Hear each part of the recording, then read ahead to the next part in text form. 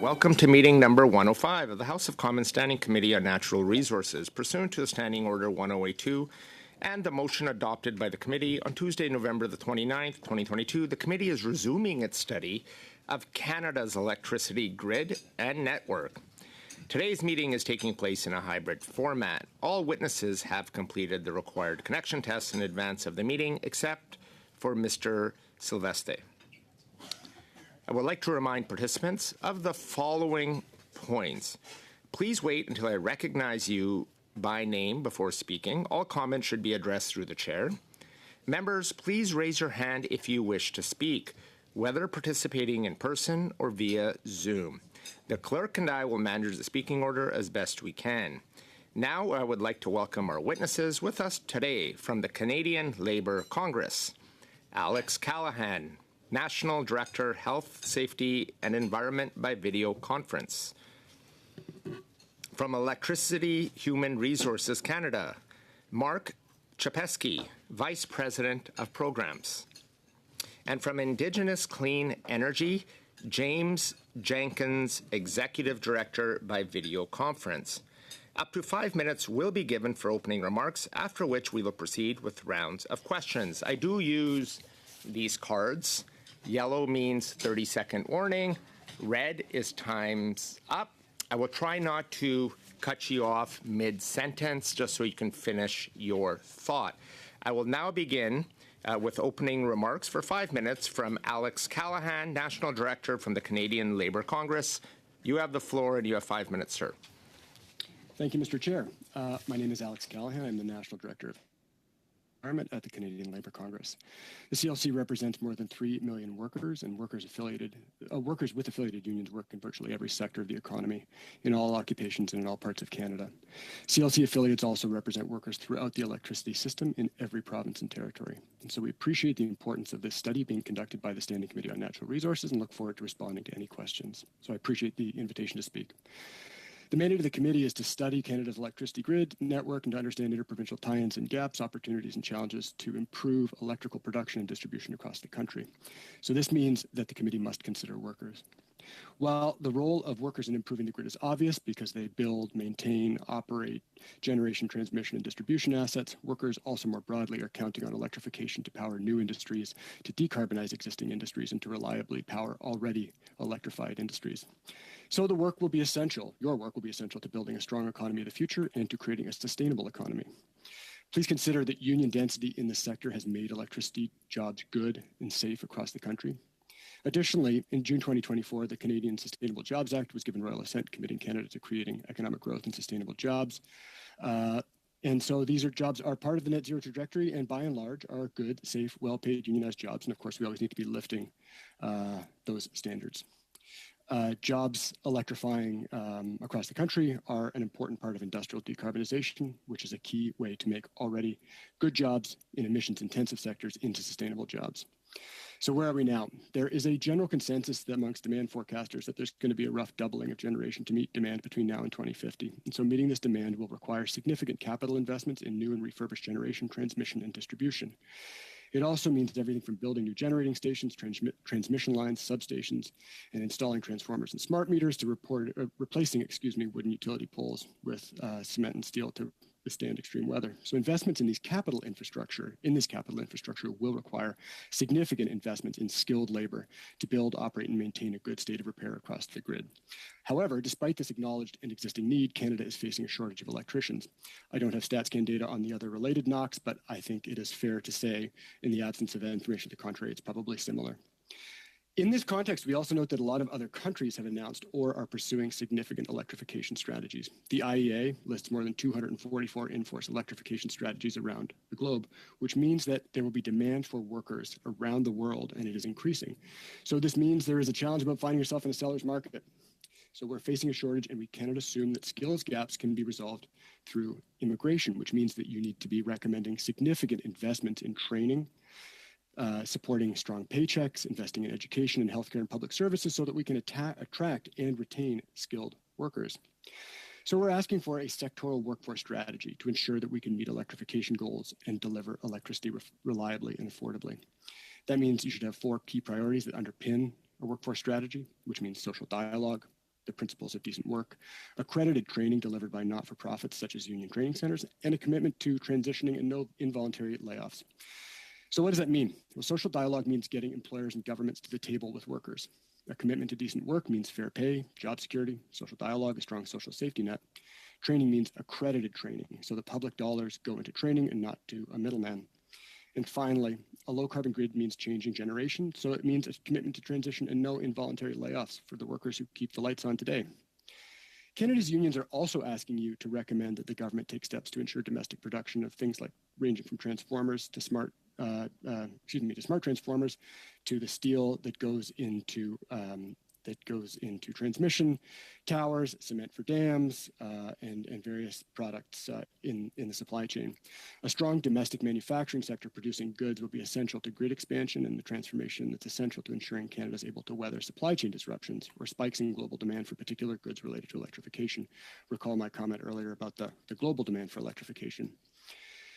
And in respect of these supply chains and the work that needs to be done, Canada's unions believe that the committee should recommend the federal government use a combination of federal procurement, investment tax credits with labor standards, considering production tax credits with accompanying labor standards to build and ensure the viability within the sector while meeting job quality standards in the Sustainable Jobs Act's definition of sustainable jobs. Finally, in addition to creating a workforce plan credibly built with labor at the table, the committee should recommend a focus on affordability and reliability. Workers across the sector are ratepayers. Thank you. Support for electrification will be contingent on affordable and reliable electricity. As you're doing all of this work, the committee should recommend the application of labor conditions to projects which receive public funding. Examples could include mirroring the conditions on the clean economy ITCs for things like prevailing wage, apprentice ratios, etc. Thank you, and I look forward to your questions.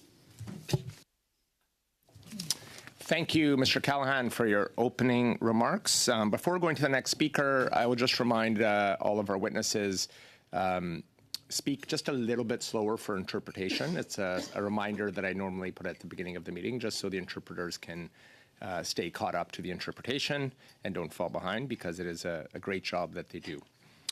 Now I'll go to Indigenous Clean Energy, Mr. James Jenkins. Mr. Jenkins, you have 5 minutes. Thank you very much, Chair, and thank you to the committee for the opportunity to speak on this topic. As mentioned, I'm the Executive Director of Indigenous Clean Energy. We represent over 1,000 program alumni, mentors, and team members who are clean energy leaders and professionals in Indigenous communities and businesses. We've been providing capacity building and training programs over the past 8 years, and we've been expanding to now include youth programs, efficiency, transportation, and an energy and climate team with a national and global focus. We've been a central partner of Natural Resources Canada's Indigenous Off-Diesel initiative, and our educational and global programs began as initiatives under the Clean Energy for Rural and Remote Communities. We've had other successful partnerships, including zero emissions vehicle programs and the Science and Technology Internship Program, which we deliver to Indigenous youth. One topic I want to touch on is that Indigenous communities over the past 10 years have become major asset holders in clean energy in Canada. Today, almost 20% of the total generation infrastructure in Canada has some economic participation from Indigenous communities and businesses. And we've seen a large shift since the year 2000, where almost all medium to large Indigenous clean energy projects were hydroelectric. Today, only 12% of those are hydroelectric, and we see a mix across renewables. It varies by province. For example, in Ontario, it's fairly even between solar, wind, hydro, with some bioenergy and storage emerging. In other provinces, there are dominant clean energy industries where Indigenous participation is prominent.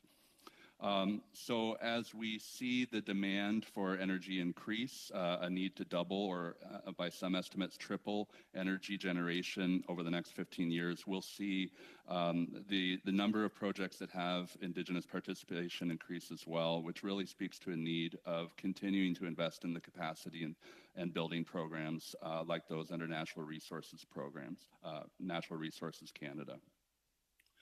We're also seeing that the work in rural and remote communities has the potential to create a critical knowledge exchange and skilled labor that will be needed in the modernization of the grid at large. So readiness is an issue, and we've seen some success through capacity building programs, some of which we've delivered with Natural Resources Canada. So as we've supported remote grids, off-diesel initiative, and similar programs, there is an opportunity to learn from these microgrids and apply that to the larger modernization that's needed. And as we race to attract technology investment from across the world, modernization of the grid will become a larger and larger issue, as we've seen in other jurisdictions like China. So some key challenges is that the regulatory and utility processes haven't changed much since the 1950s, and those remote communities are facing inflexibility of rate structures and other factors that are placing greater risk and demands on those local initiatives. So we are calling upon federal investment on cross-cutting programs to, including CERC, IODI, and the Strategic Partnerships Initiative under Indigenous Services to evolve and respond to these needs. We also see some challenges in grid penetration of renewables within many of these projects, diesel continuing to be the generation technology of choice. And there is an opportunity to take what we've learned from microgrids and off-grid projects, apply them to the need for smart grid technology as we look at modernization and investment of the grid. In addition, the Indigenous population is the fastest growing youth population in Canada, and as we see more Indigenous people upskilling and becoming part of the clean energy labor pool, we could be well positioned to unlock a competitive advantage in the energy transition, both domestically and globally. And finally, in terms of the larger grid expansion, Indigenous nations are increasingly becoming leaders. There are supply chain opportunities in places like the Ring of Fire, where First Nations are in a position to lead control centers, transfer stations, and other key infrastructure points. We see the Watay Power Project in Northern Ontario with 17 remote communities leading that transmission project, and Hydro One announcing 50% equity in all transmission lines, and other jurisdictions like Quebec and many parts of Canada going along the same policy trajectory. So we will continue to see Indigenous leadership in the transmission infrastructure at large. So thanks very much. Thank you for your opening remarks. We'll now go to Mark Czapewski from Electricity Human Resources Canada. You have 5 minutes. Thank you, Mr. Chair and members of the Standing Committee on Natural Resources for the opportunity to speak with you today about a critical aspect of our nation's energy future, the resilience of our electricity grid. As we navigate the complexities of reliability, affordability, adverse weather impacts, technological advancements, and increased electrification, it's imperative we recognize the pivotal role of the workforce in maintaining and enhancing grid resiliency. Our vision at EHRC is to build the world's leading electricity workforce, one that will power our nation's grid, ensure reliability, and support a clean economy for future generations. We deliver critical business intelligence to inform labor market decision-making and lead the industry in creating and sustaining a safe, skilled, and inclusive workforce. The electricity sector is undergoing a significant transformation. Over the past 5 years, we've seen a 12% increase in total employment within the sector. That's almost twice that of the broader Canadian economy at 7%, to a workforce of 110,000 strong. However, EHRC's labour market modelling suggests that by 2028, in a net zero scenario, we're looking at a 28,000 total new openings. Nearly half of the sector's core occupations are expected to face labour shortages: engineering, the skilled trades, and especially information and communication technology. To address these challenges, we must focus on 3 key areas: attracting and retaining talent, upskilling and reskilling our workforce, and fostering a culture of inclusion. First, we need targeted recruitment campaigns to draw talent into the sector. Offering competitive compensation and benefits packages will help retain the skilled workers we already have. And attraction starts early. EHRC is currently engaging middle school youth with projects like our series of Great Canadian Electricity Maps that are 8 meters by 11 in size, and they chart the generation facilities, transmission infrastructure, and Indigenous treaty territories and language groups, as well as a history of electricity in Canada. It's got over 70 QR codes which trigger videos on a standard smartphone of people working in the industry, like Charisse, the boilermaker at Ontario Power Generation's Darlington nuclear facility, talking about her career in the industry and why it's important to her, and fun. And it comes with 6 units for teachers aligning with middle school curricula in science, social studies, and geography. By engaging with more young people, we can ensure that our workforce remains robust and capable of meeting the demands of a rapidly evolving industry. 8,100 students walked across that map last year. Second, expanding training programs. Upskilling and reskilling are crucial. Technological advancements necessitate updated and new training program delivery. Developing partnerships between industry and educational institutions and expanding those partnerships to create such programs is vital. It's clear that as technology is changing, our training programs need to become more agile to respond to this need. While baseline skills like electricity fundamentals are absolutely still necessary and critical, established partnerships between industry and education on work-integrated learning and research and development will be critical to respond to emergent skills needs. Furthermore, creating the conditions for continuous professional development opportunities will ensure that our workers have the necessary skills to adapt to technological changes over time. This includes paid leave to pursue professional development and incentives for employers to either cost share or pay in full employee upskilling. This approach will not only enhance workforce capabilities but also boost employee confidence and job satisfaction over the long term.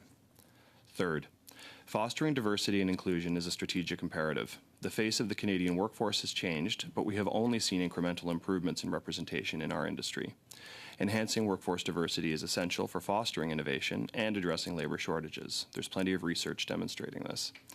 We must implement strategies to attract and retain more underrepresented groups, including women, Indigenous peoples, Black and racialized people, people with disabilities, and newcomers to Canada.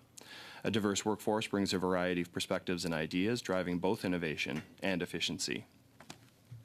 To achieve these goals, we need strategic workforce initiatives. Collaborating with industry stakeholders, government, and educational institutions will align workforce development with sector needs. Establishing mentorship and apprenticeship programs will facilitate knowledge transfer and skills development.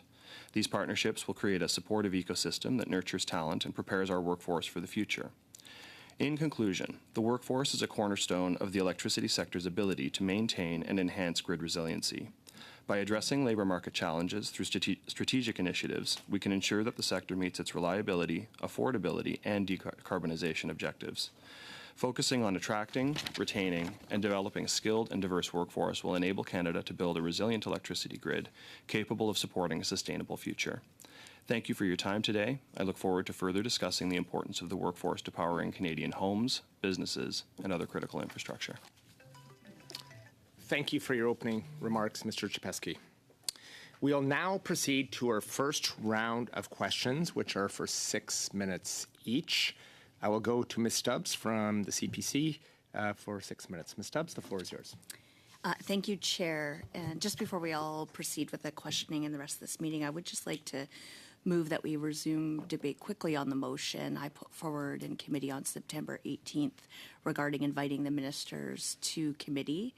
And I do urge all committee members to vote to support this motion so that all Canadians can hear from the ministers about these crucial issues that underline our economic development and our collective prosperity in the future as Canadians. So my motion is that the committee invite the Minister of Natural Resources and the Minister of Environment and Climate Change to appear before the committee separately for no less than 2 hours each within 14 days of the adoption of this motion in relation to their priorities for the return of Parliament and their mandates. Thanks, Chair.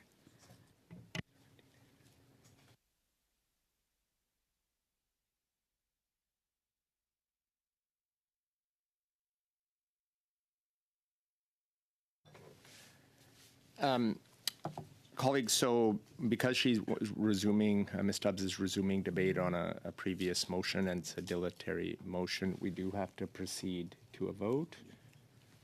So we can't have debate to allow it to, just give me one moment.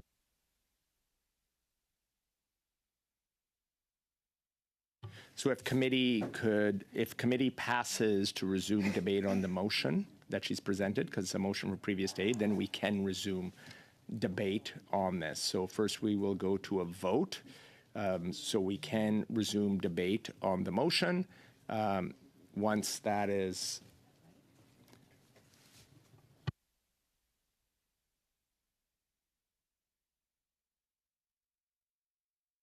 yeah, because Ms. Stubbs, unless there's unanimous consent, because it is resuming debate on a previous motion.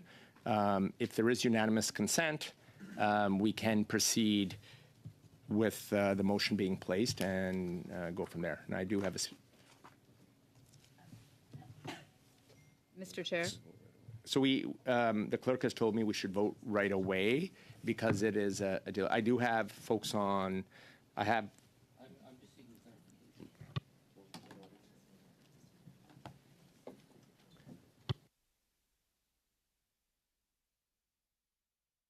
Because it seems they're unclear. So go ahead. Yeah.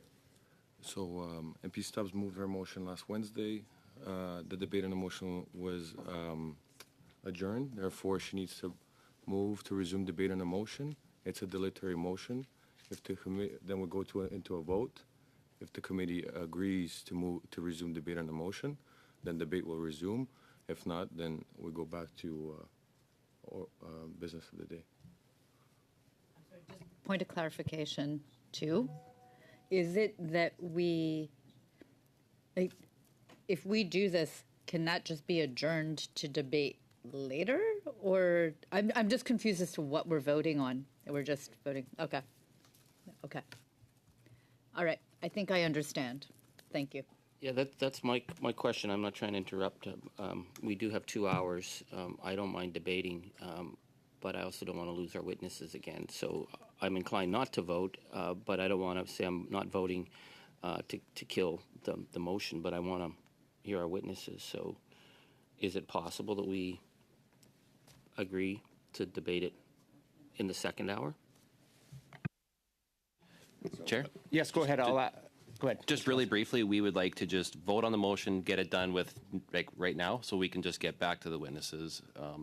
And we just want to get on with it. So let's just, if we could, if Okay. Will committee just to vote on the motion Yeah. right now, we can just get it done. So with. I'll begin by, I think everybody's clear now on what's happening here. I'll ask for if we have unanimous consent to allow the motion to proceed to, and if so, and there's no disagreement, we can go to a vote on the motion.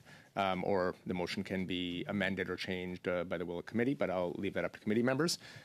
So do we have unanimous consent to have this motion placed on the floor? No? Okay, well, we'll have to go to then, if we don't have unanimous consent, we'll have to go to a roll call vote. Sorry. Can I just ask a clarification? So we had to have unanimous consent whether it could come back, and we didn't have unanimous consent. So then how can we go to a vote now? Because it's still then on the table. Hey, look, that's my bad. We have to, because it's a dilatory motion, I did allow points of clarification. Normally, we should go right to a vote, but it was unclear for members on what was going on. So we will go right to a vote. I should not have brought that forward. On to allowing the motion to stand, to resume debate first. So once committee has said yes, if there's a vote amongst committee members to allow debate, then we'll go to debate the motion on hand. Is that clear for everyone? So you know what you're voting on? So the first is to allow it to move. Okay, I'm going to go to a point of. Pardon. Juste. Clarification. Initially, you said that if we want to discuss the motion once again, it requires unanimous consent. Julie said she would not be doing that. We will not be discussing the motion once again, and we are not voting to know whether we'll be discussing the motion because there's no unanimous consent already. So I think it should end there if I understand the process well. That was an option I had but the clerk has told me we should have gone right to a vote. I did allow members for a point of clarification, just because there was a misunderstanding on what we were voting on and why that was. So I want to be clear, once again, colleagues, that what we're voting on is that the motion be allowed to be placed first. We're going to go to a vote to that, and if that passes, then we will go to the motion itself, and then it can be amended or changed or voted upon to pass or not. But I do want to go to a vote to allow this to occur, because I think it is clear.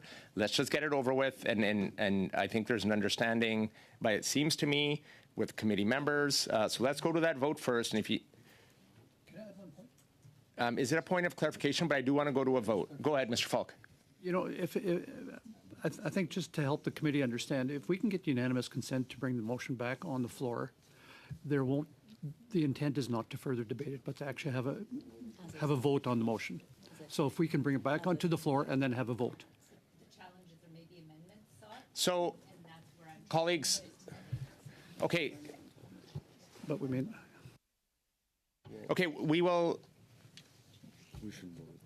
We need to vote, because there's a vote on the floor. We need to vote, and it depends on how the vote goes. If you guys need a few minutes, we will see how to proceed after that. So let's begin the vote, please. So if you vote yes, you vote to resume debate on the motion. If you vote no, you vote against resuming debate on the motion of MP Stubbs that was presented last Wednesday. And clerk, importantly, you're voting on whether or not to bring ministers to committee. Mr. Bruson? No. Ms. Jones? No. Mr. Jawari? No. After the witnesses. Madame Lapointe? No. Mr. Shifke? no. Mr. Dreeshen? Yes. Mr. Yes. Falk? Mr. Patzer? Yes. Ms. Stubbs? Yes. Mr. Simard? No. Mr. Angus? No. 4 yeas, 7 nays. Well, announce. I know you can, yeah, if you want. What is that? 4 yeas, 7 nays, so it's defeated. 4 yeas, 7 nays, so the motion is defeated. But I will right now suspend.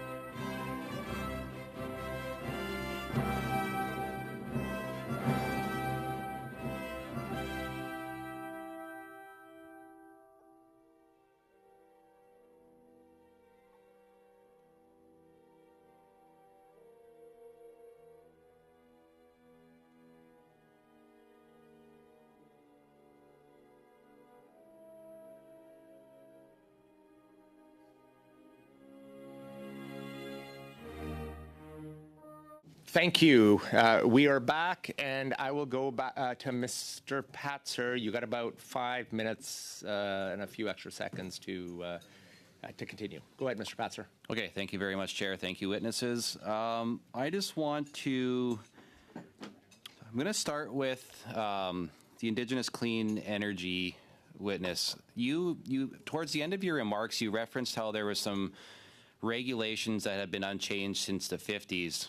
We're quite focused on updating regulations, in some case eliminating barriers, so maybe eliminating regulations, or at least just trying to make a regulatory environment that better suits the labor force, the workforce, particularly for natural resource development. So I'm just wondering if you could elaborate on what you were referring to when you talked about some regulations that hadn't been updated since the 50s.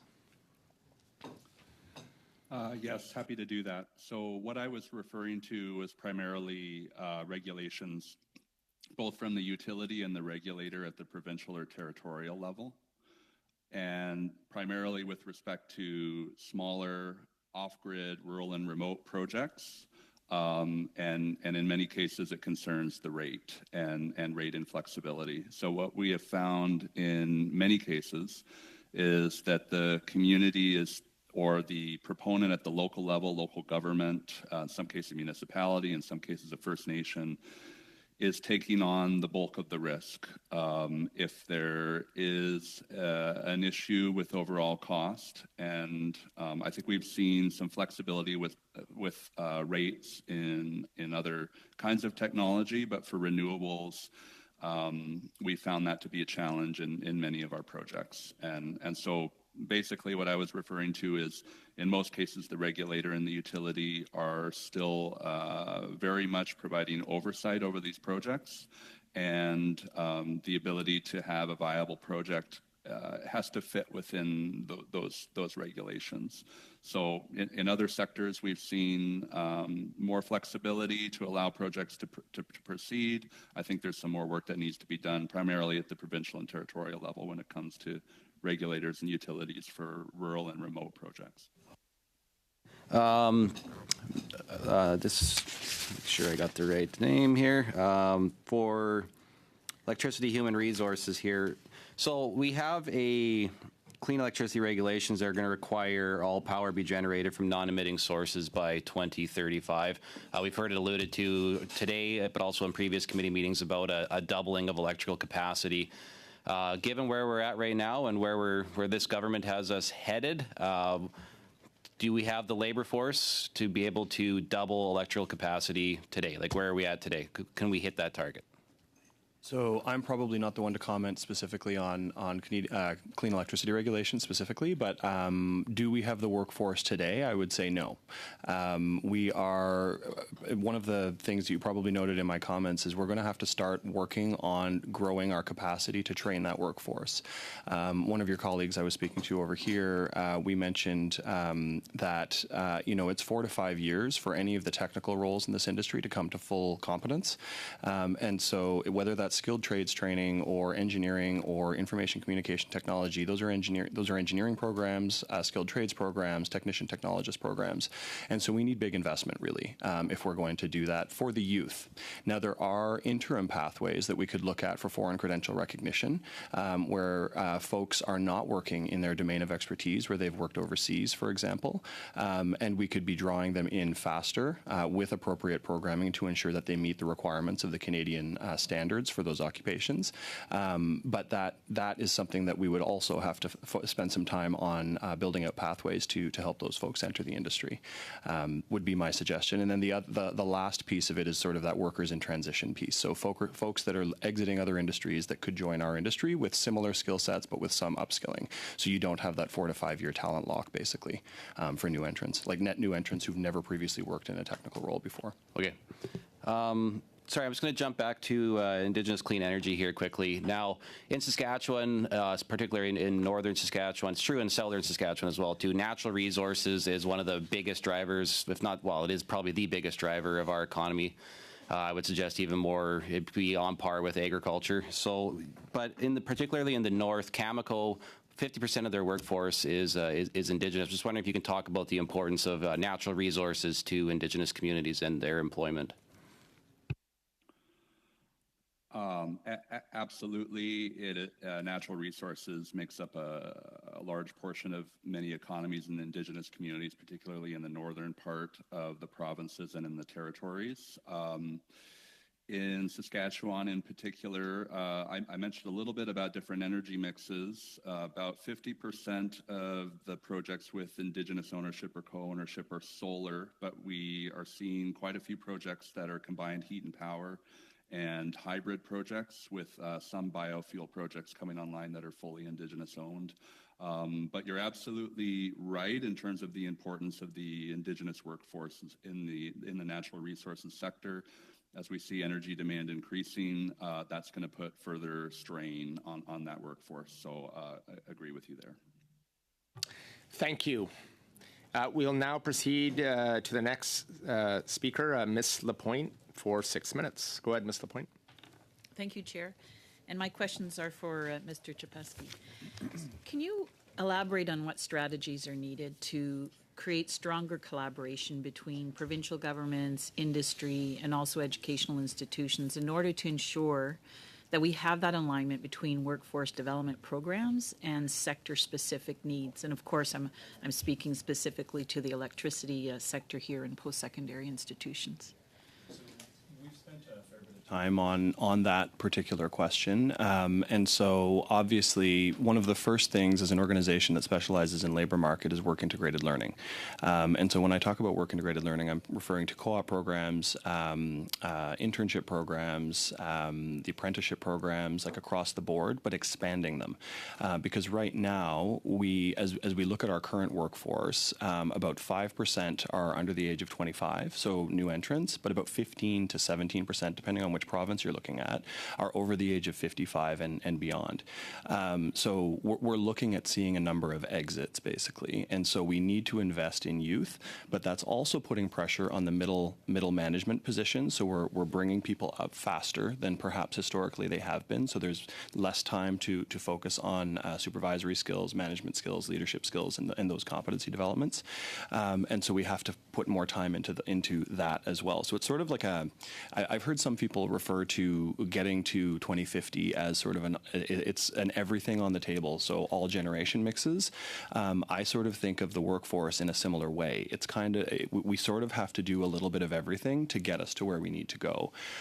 So obviously collaboration with our labor partners and ensuring that collective agreements meet the new technologies that are being introduced into the workforce, for example. I talked a little bit about iterative training. So that's going to be done both by the post-secondary institutions, but also by employers as new technologies enter the workforce as well. And new technologies bring not just renewable or non-carbon emitting sources of electricity. There are a lot of productivity gains to be had or efficiencies that can be had in the deployment of new technologies and just more and better grid management over time. So deployment of new technology, upskilling and training across the board, and then also, as I mentioned to your colleague across the floor with regard to foreign credential recognition, we need to do a better job of pathing folks into this industry because we don't currently in Canada. You had mentioned in your opening statement an interactive map in classrooms. So can you elaborate on this program, and can you provide perhaps some other examples of effective programs that currently exist for recruitment efforts to attract young talent and underrepresented groups from elementary all the way to post-secondary levels? So I love the map. That's one of my favorite programs that we run at EHRC. It was actually funded through NRCan's SREPS funding. And the initiative fundamentally, when we started it out, really we were looking at our own talent pipeline as a sector and realizing that very few Canadians think about electricity. And the reason is we do a very good job of most of the time keeping it on. So one of the things that we did is we said, okay, people start to career path as young as grade 6 to 8. And so we targeted the map at that particular demographic group. So it comes with a series of teaching resources for teachers that they can teach to the map. And on the map, as I mentioned, you've got all of the transmission lines highlighted. Obviously, it's a map of Canada.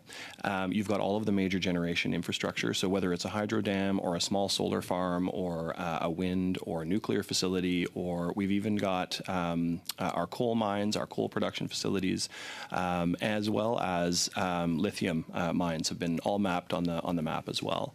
And then the last piece of it, of course, is the careers. So 70 people talking about what they do in the electricity industry, and just sort of inspiring that next generation. Now, one of the things that we found really interesting is that while we didn't specifically target sort of what I'm going to call a hope message, a lot of the kids who are really feeling desperate and have poor mental health associated with all of the messaging around climate change, they see hope in the map. So they see an opportunity to participate. They see that their parents and our industry is working on something, and that gives them that message of hope. So that's the map. We've done a number of youth camps across Canada to inspire youth in STEM specifically to stick through beyond grade 10, because we know you don't always have to complete grade 12 math and science in order to graduate high school.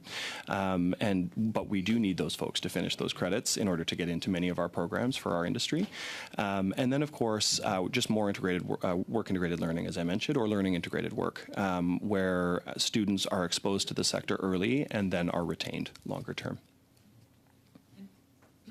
We've talked about recruiting. Can we talk about now making sure that we are paying fair wages? So in your opinion, what type of system would be required in order to have good competitive compensation strategies across the sector, particularly in regions with deferring economic conditions? So that's a complicated question to answer in under 30 seconds, but I'm going to do my best. So obviously, this is a highly unionized industry for the most part. As you get into the independent power producers and the electrical contractors, those are not always all unionized. So it's actually a sector that pays pretty well today. We have pretty good retention today. We took a bit of a backslide after the pandemic, as most industries did. They saw people job hopping from one industry to another or just retiring early.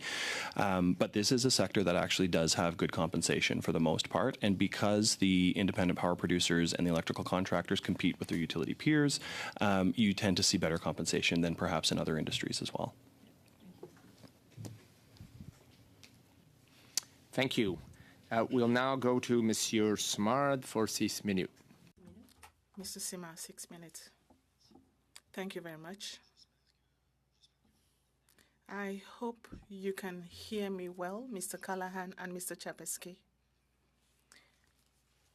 During your presentations, you talked about challenges related to employment in the electricity sector.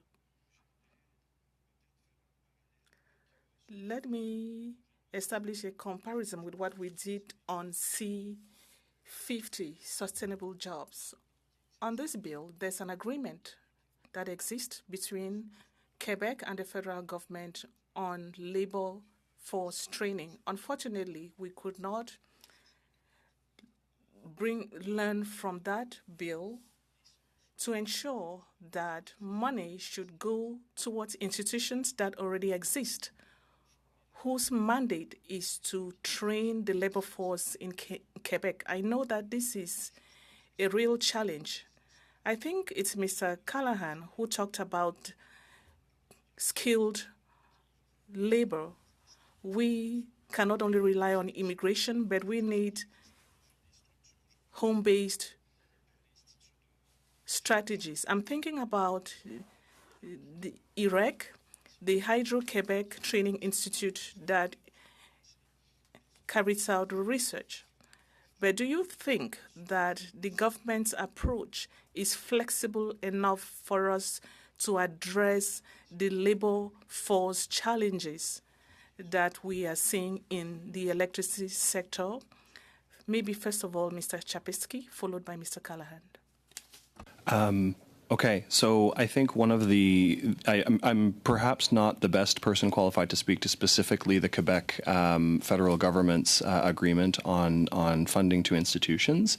What I can say is that across the country we are facing a financial challenge with our post-secondary institutions and their ability to meet new program development or even expansion of existing program development. And there are a number of underlying reasons for that, but fundamentally essentially inflation over the past number of years has driven costs up for post-secondary institutions to deliver, and funding mechanisms have not kept pace, whether those are federal or provincial, in order to meet the requirements of what happens, as well as in some provinces, tuition caps on domestic supply of students coming in, essentially. So all of those are downward pressure mechanisms that are not allowing the expansion of existing programs or beyond. Does that get to the crux of what you're getting at? Oui, merci, merci. Yes, thank you. Very quickly, Mr. Callahan, any response? Thank you very much. And I will thank the interpreters because I'm guessing the chair was referring to me about speaking too quickly.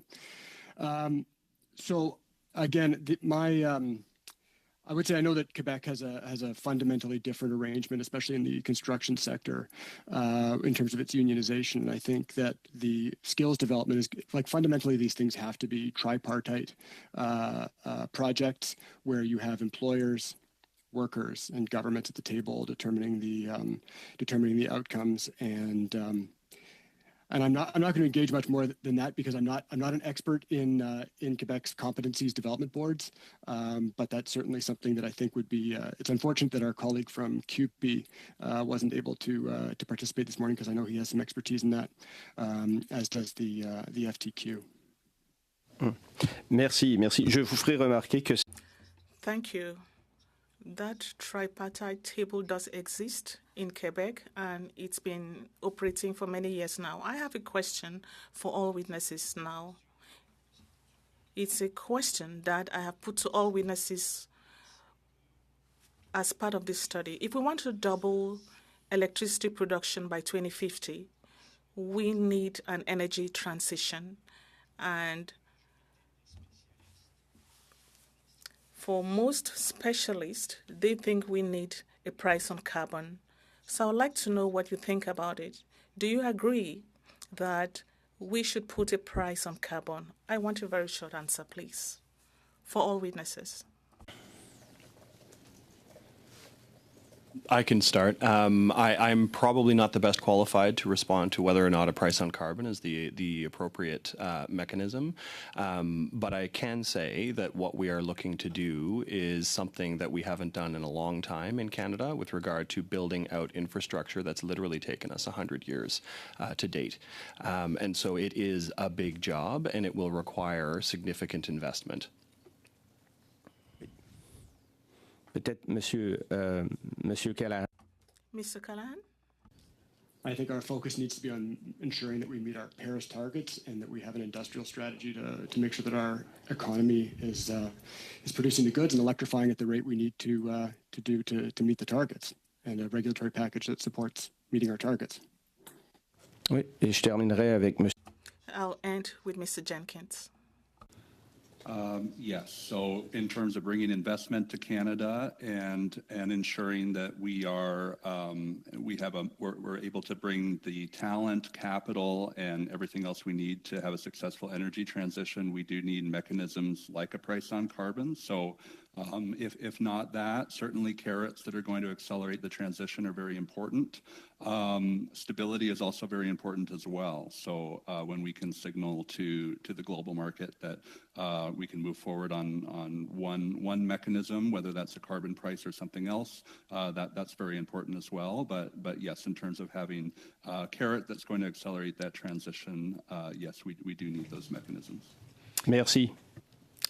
Thank you. We'll now go to Mr. Angus for 6 minutes. Mr. Angus, the floor is yours. Thank you to all our witnesses. I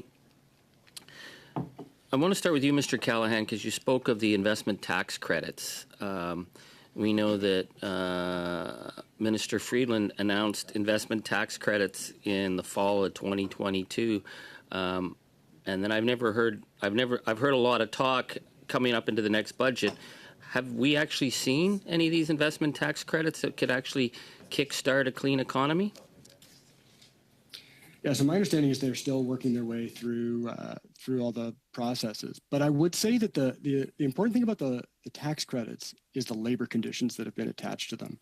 So it is fairly new that we have we have wage standards. Basically, we have the equivalent of a prevailing wage standard that's attached to these tax credits, along with apprenticeships ratios. And there was an interesting report out of the Department of Energy in the States. So obviously the IRA has done a lot of work with prevailing wage and investment tax credits and things like that.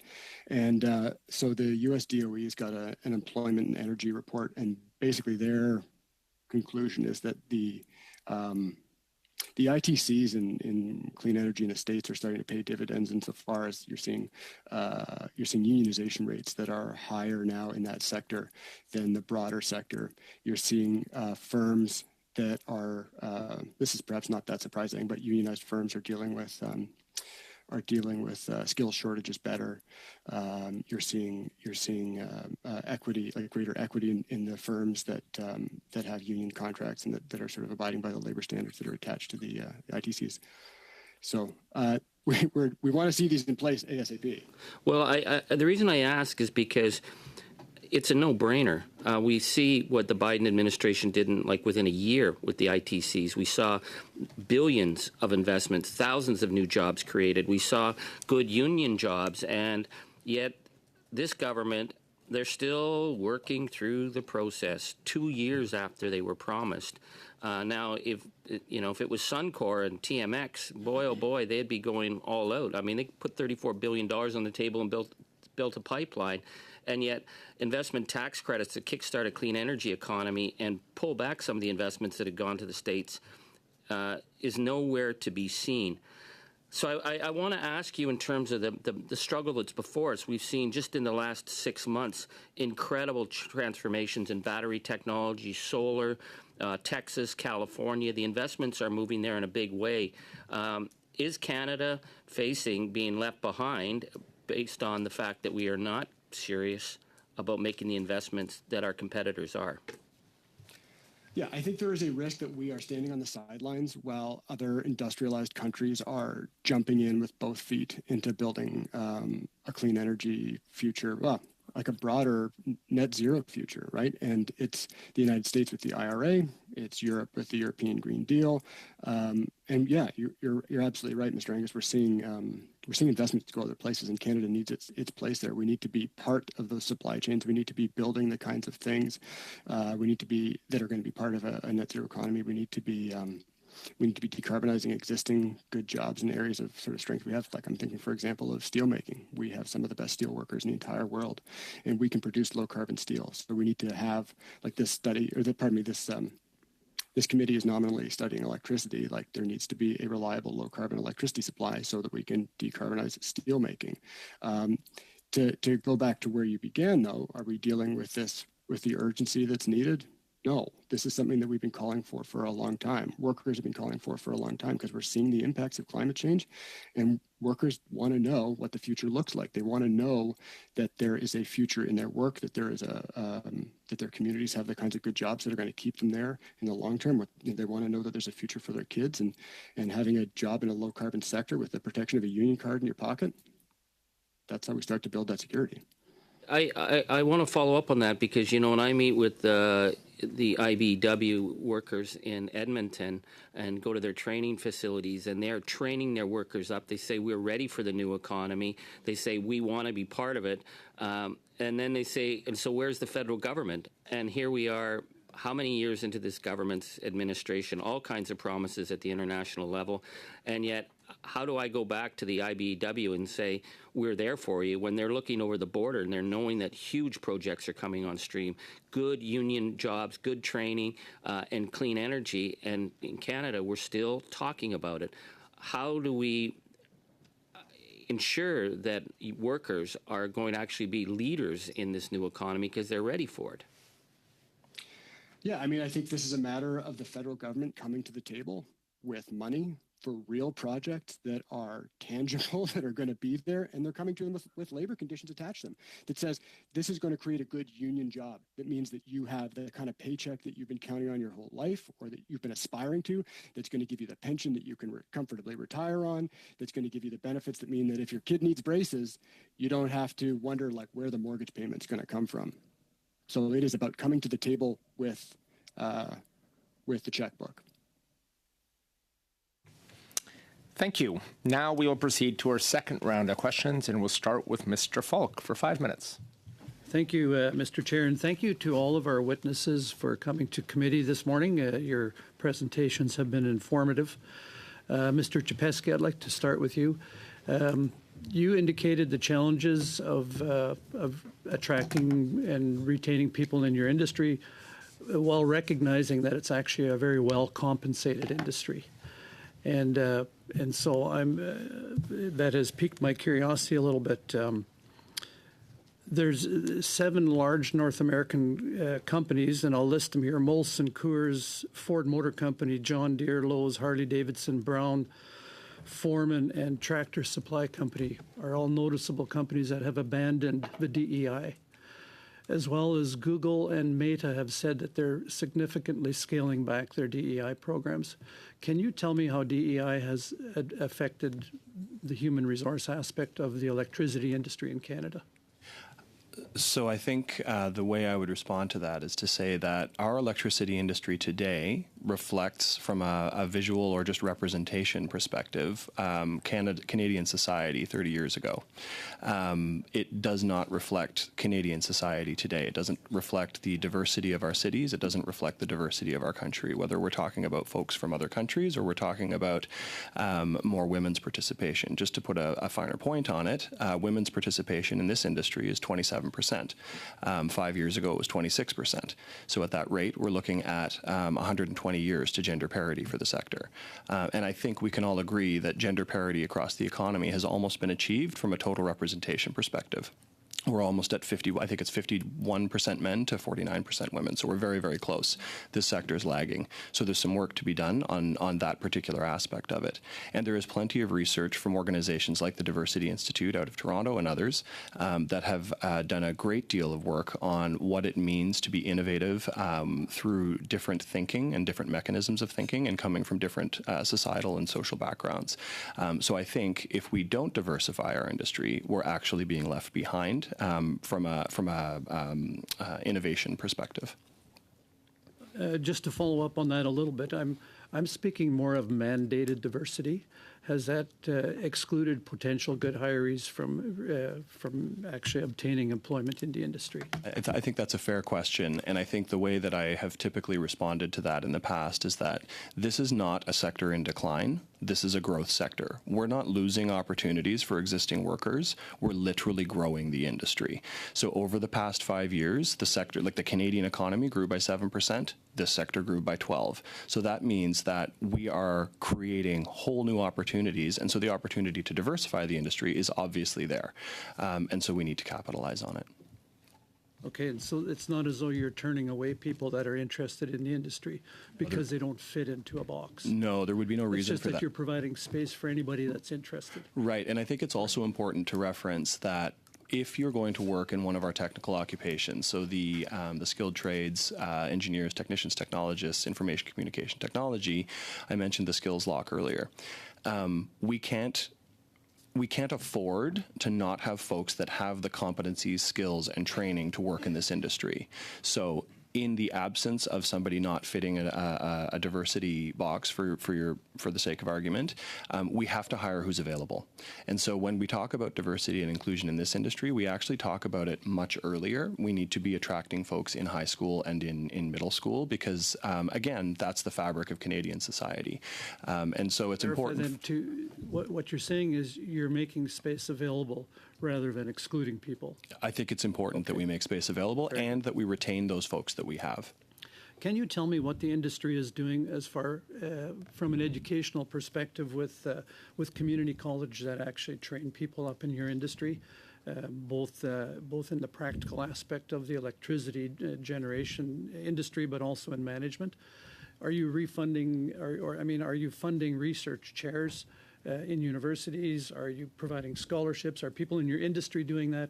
Or what are you doing to attract people and create awareness of the opportunities in electricity? So one of the examples that I mentioned earlier was the map. Obviously, we've done a lot on the youth camps piece of it from an attraction perspective. We're working on a high school curriculum specific to the industry that would respond to the science needs in the sector. We've partnered with both post-secondary and with industry on creating more work-integrated learning opportunities through the federal government Student Work Placement Program, which is an excellent program. I think we're starting to see more industry collaboration with local colleges on industry-specific needs. So one example would be Ontario Power Generation's Durham College partnership, which created more Boilermakers in order to respond to the nuclear refurbishment requirements. Thank you. We'll now move to Mr. Shifke for 5 minutes. Go ahead, Mr. Shifke. The floor is yours. Thank you very much, Mr. Chair. I'm really glad, colleagues, that we are embarking on this study. It's important for all of us. Myself, representing a riding Vaudreuil-Soulanges that is feeling the impacts of climate change. I've shared with this committee on numerous occasions how bad it actually is. Record flooding in my riding in 2017, again in 2019. We had an ice storm last year that had tens of thousands in my community without power for days. And just this past month, Mr. Chair, we had record rainfall in my riding. 153 millimeters fell in 24 hours. To give you an idea of how crazy that was, the previous record was 96 millimeters. Because of that, we have thousands of homes that had their basements flooded.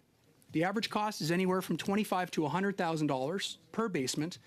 And right now, we have our Chamber of Commerce saying this is going to cost us tens of millions of dollars in out-of-pocket expenses for these homeowners, but also in insurance costs, and the insurance rates are going to go up. So we need to be talking about this, right? And we need to be talking about solutions. And one of those solutions is building that modern, clean, affordable, and resilient grid. Unfortunately, we don't have agreement from all members on this and all parties. We have a Conservative Party that still to this day refuses to acknowledge that climate change is real and has blocked every year for the last 9 years all of the initiatives we've put forward to reduce our greenhouse gas emissions and create those incredible, well-paying union jobs of the economy of tomorrow. And so my question for Mr. Callahan, I want to begin here. I'm going to give you an opportunity because the Conservatives have blocked debate and bringing in witnesses and testifying on this. I'm going to give you an opportunity to comment on C50, the Sustainable Jobs Act, and how you believe those measures to support sustainable jobs will impact workers, the workers that you represent. Thanks for the question. So the Canada Sustainable Jobs Act is a very important step forward. I think I would encourage committee members to look at the definition of sustainable jobs, which talks about not only being on a track to a net zero economy, but talks about job quality measures. And in particular, talks about unionized jobs, that this is setting a goal for creating unionized jobs in a net zero sector, right? That's the two halves here, the two parts of the equation. And so it does a couple of important things. I think for unionized workers across the country, the most important thing is having workers' voices at the table. So there's the Partnership Council, which is going to put worker voices together with employers, with experts, with Indigenous representatives to talk about how we build that economy. And I think giving workers a voice in their future in terms of what's coming down the pike at them is incredibly important. Of course, the other part of this that is going to be important, and that I'm looking for all the members of this committee to be behind, is the action plans. So the legislation, for those who may not recall, there's sort of three things that the legislation does. It sets up a secretariat. Great. It sets up the Partnership Council, which I've just referred to, which is giving workers a voice. And then it creates these 5-year action plans. Well, it's going to be up to government to come to the table to fund the action plans. This is exactly the question that I was talking about with Mr. Angus a moment ago, which is making sure that there is money with conditions to train workers, to ensure that they, when they're working in whatever these projects are going to be, that they're protected by a union card, that their work is safe, that their work is fairly compensated, that they have a voice in their work through bargaining, through social dialogue, this sort of thing. But But as far as the Bill C-50, this is a very important piece of legislation in terms of setting what the future can look like. It is ultimately going to be up to the government to make sure that they come to the table with the kinds of financial and policy supports that are going to be needed to actually see training, to actually see real investments in what that economy is going to look like. Thank you, Mr. Callahan. Just moving on here onto somewhat related topic, we know that carbon pricing, including industrial pricing, is responsible for huge amounts of investment in electricity transmission and industrial decarbonization. Can you clarify the Canadian Labour Congress's position on industrial pricing, and what message would you have to any parties or any MPs that would not support that? So I think, and I wish I had sort of added this comment when your colleague from the Bloc asked earlier. Like, it is important that polluters pay for what they produce. That is a fundamental piece of this. But I think the most important thing is making sure that all of the suite of options are making sure, or all the suite of policies, are making sure that we meet our Paris targets. That is like that end point. I cannot be more effusive, I suppose, that has to be the key. That the policy tools we are using, including the principle polluters pay, are ensuring that we meet our targets, and that as we meet our targets, we are making sure that our economy is supporting the kinds of good work that's going to, power middle-class families. It's going to keep communities intact. That, all the things, again, that I mentioned earlier, make sure that if your kid needs braces, you're not having to figure out how you make the mortgage that month. Couldn't agree more, Mr. Callahan. Thank you very much again for your appearance here today. Thank you. Thank you. We'll now go to Monsieur Simard for 2.5 minutes. Merci. Thank you, Judge. I was listening to Mr. Schiffy present his submissions on the difficult actions that have to be taken to go through the necessary energy transition.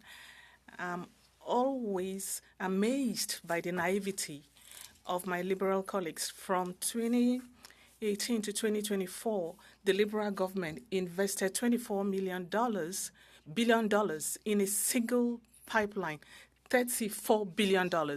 And the ambitious plan that was presented for electrification, broadly speaking, was $48 billion by 2025. If an extraterrestrial were to come here and say we're interested in the energy transition, only one hydrocarbons project from 2018 to 2024.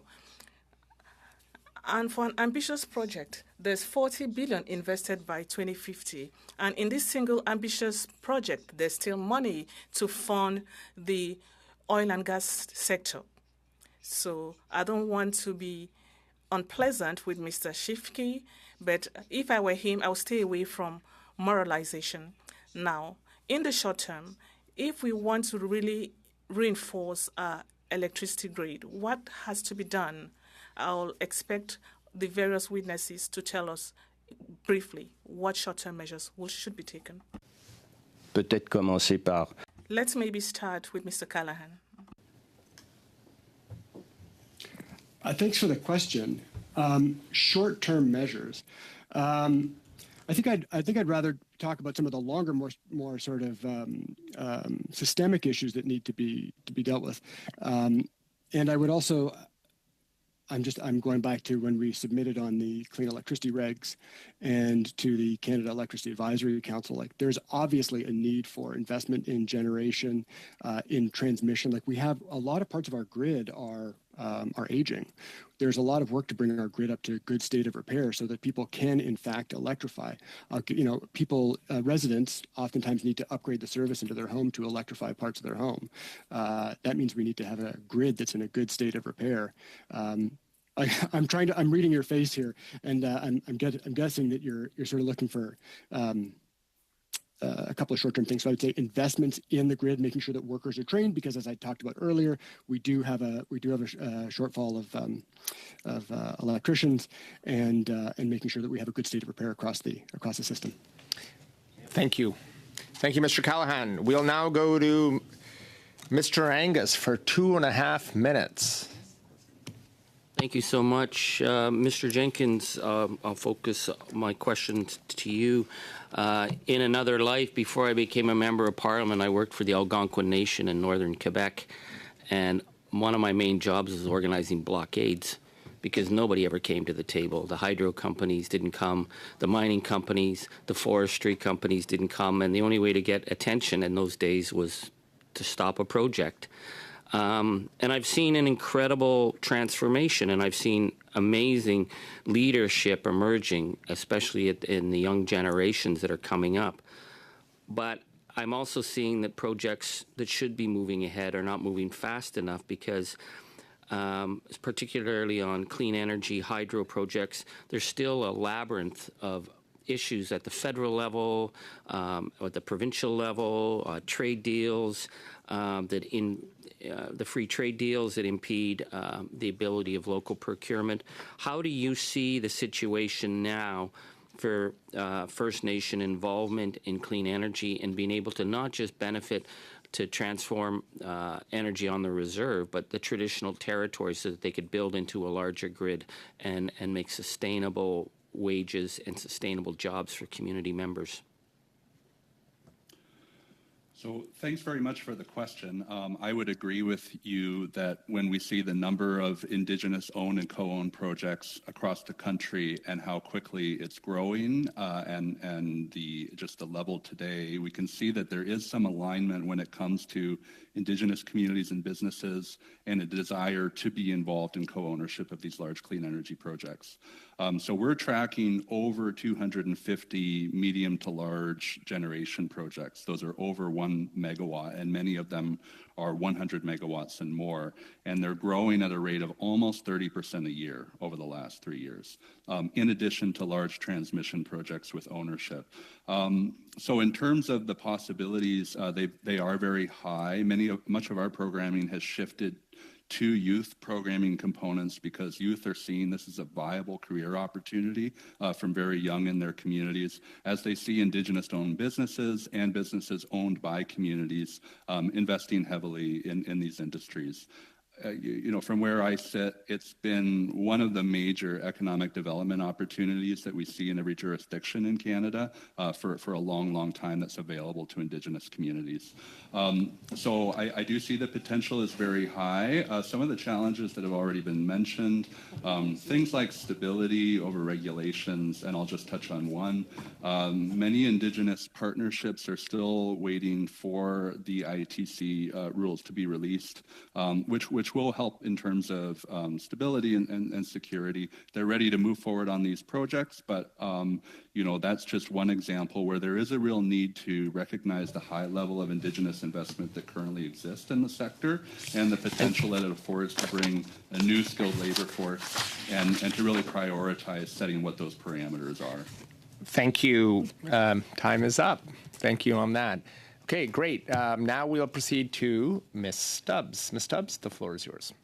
Thank you, Chair. So just again, then, so that we can get back to our witnesses and proceed with the meeting, I just want to move the following motion that I did give notice of on September 19th, that the committee invite the Minister of Natural Resources and the Minister of Environment and Climate Change to appear before the committee separately for no less than 2 hours each within 15 days of the adoption of this motion in relation to their priorities for the return of Parliament and their mandates. Peut-être juste question de règlement, pardon. Point of order, a question. Could we release the witnesses? They are not obligated to attend this part of the proceedings. Pause there. Do we have consent to release the witnesses? I think we do. Very good. Okay. Witnesses, thank you today for your testimony. You also can still provide a brief if there's anything you did miss to the committee, and I encourage you to do so. Thank you for spending time with us and providing us insights. You are released from today's meeting as we move forward with the motion we have on the floor. Thank you. Okay. And maybe, colleagues, I'll just give a moment. I will suspend for a couple of minutes.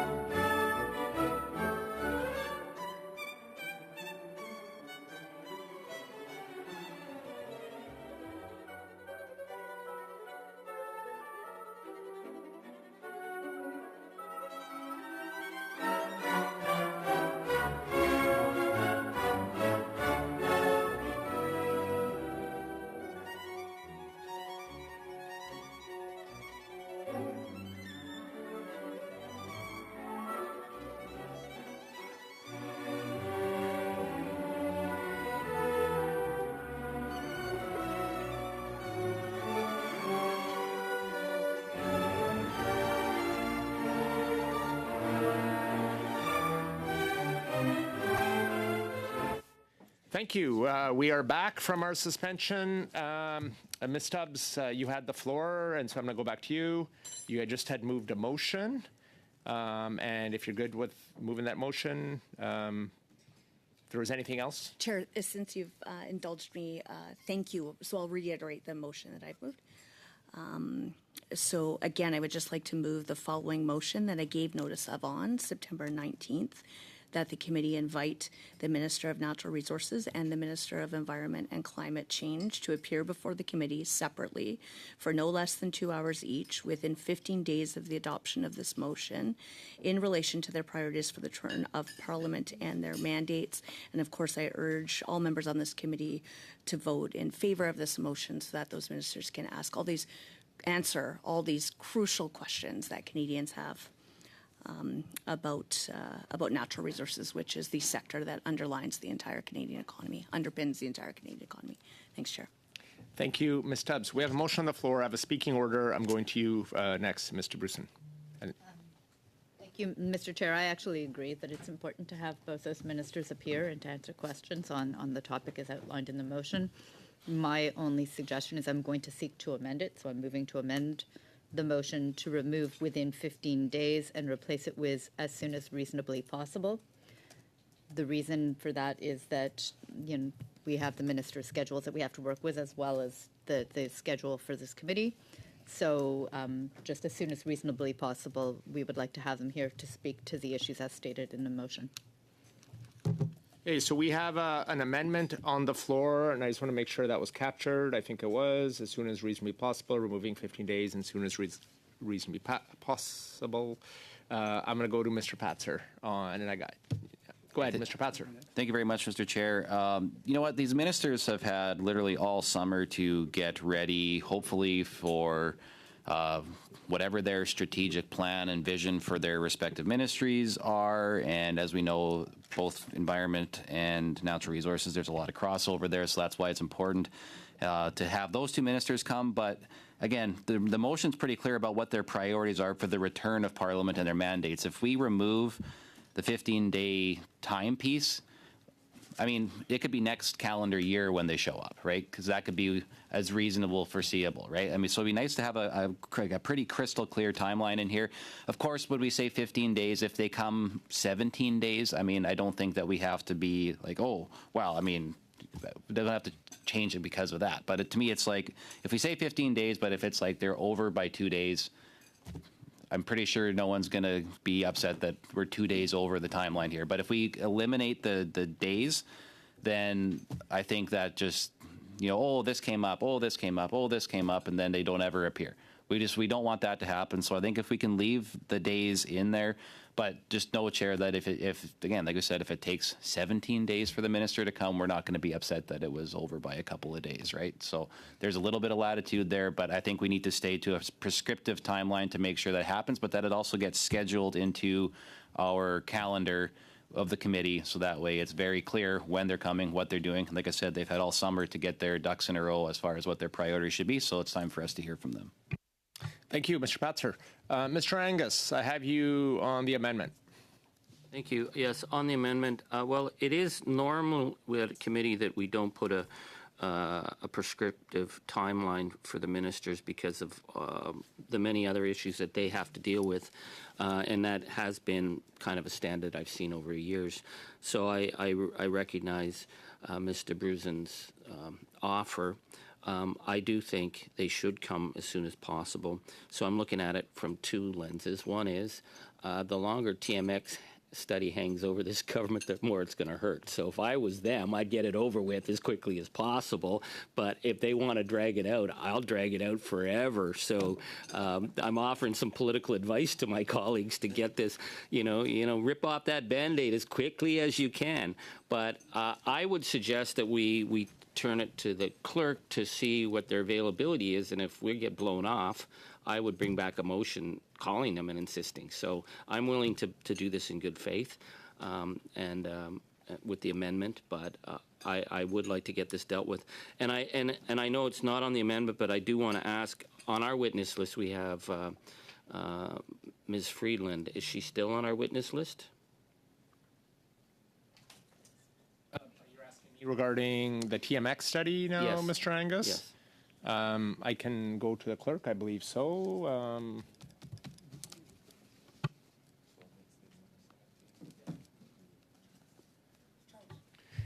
Mr. Angus, we have invited them, and we're just waiting on a confirmation of when they might be able to attend. So because I'm wondering whether I need to amend the motion or work on trust that Ms. Freeland has been made aware, so that she will come. So How about, I mean, we can get follow-up maybe by well, Wednesday. and I'm advise the fine with committee that, accordingly. because if not, then I'll bring a separate motion, but she's on our witness list. So then I think having the three ministers would be very helpful, and it would answer the questions that we have. Thank you, Mr. Angus. Okay, so on the amendment, we have as soon as possible. That is the amendment. I heard from colleagues, you've presented your debate on that. I don't see any other hands on the amendment. So then we can put it to a vote on the amendment. Oh, Mr. Bruson, go ahead. I just wanted to clarify, I said as soon as reasonably possible. I know that you had that in there, but I just wanted to be clear that that's what Yeah. I had proposed, and I think that's what the clerk is having us vote on. Yeah. But, okay, so let's, as soon as reasonably possible, just for clarification. So let's go to the vote on the amendment, folks. Mr. Clerk, can you please call the roll? Mr. Bruson? Yes. Ms. Jones? Mr. Jawari? Yes. Madame Lapointe? Ooh. Mr. Shifki? Mr. Dreeshen? Yes. Yes. Mr. Falk? Mr. Patzer? Yes. Ms. Stubbs? Yes. Mr. Simard? Wait. Mr. Angus? May we? 11 yeas, no nays. All right, so 11 yeas, the amendment has passed. Now back to the main motion. As amended, I will go to Mr. Angus. You are next on the speakers list on the main. Well, I was going to put an amendment for Ms. Freeland, but I'll wait and make sure that she is listed to come, and then I feel I'll just vote on the motion as it stands now. And any other, I know there were some other hands previously on the main, and Ms. Jones, I had you on, but do you still want to? You're good? Okay, and I don't see any other hands. So now we'll go to the vote on the amended motion that we have on the floor as amended. Mr. Clerk, can you call the roll, please? Or Chair Clerk, perhaps you could read it out again, just so we're all clear. Sure. We'll just read out, just so everybody's clear on what the amended motion is. Can you do that? You have it ready? Okay. The clerk will provide a readout of the amended motion. And then we'll go to a vote, if there's any other questions. So let's go to the readout. Go ahead.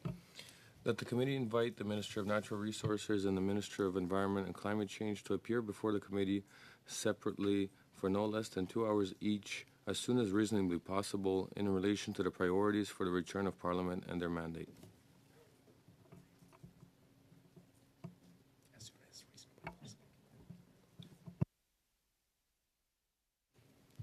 Okay. Clear for everybody? Please call the roll. Mr. Bruson? Yes. Ms. Jones? Yes. Mr. Jawari? Yes. Madame Lapointe? Mr. Shifki? Wait. Mr. Dreeshen? Yes. Mr. Falk? Yes. Mr. Patzer? Yes. Ms. Stubbs? Yes. Mr. Simard? Oui. Mr. Angus? We? 11 yeas, no nays. 11 yeas, no nays, and that motion passes. Thank you, colleagues. That is for, The two supplementary. yes, we do have two before we conclude today, we do have two supplementary budgets. And I just want to deal with this issue really quickly.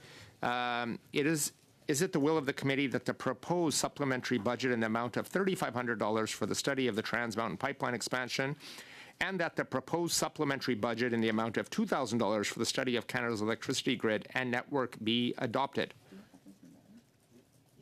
Yes? Yes, okay. Thank you, that's approved, and that concludes the meeting.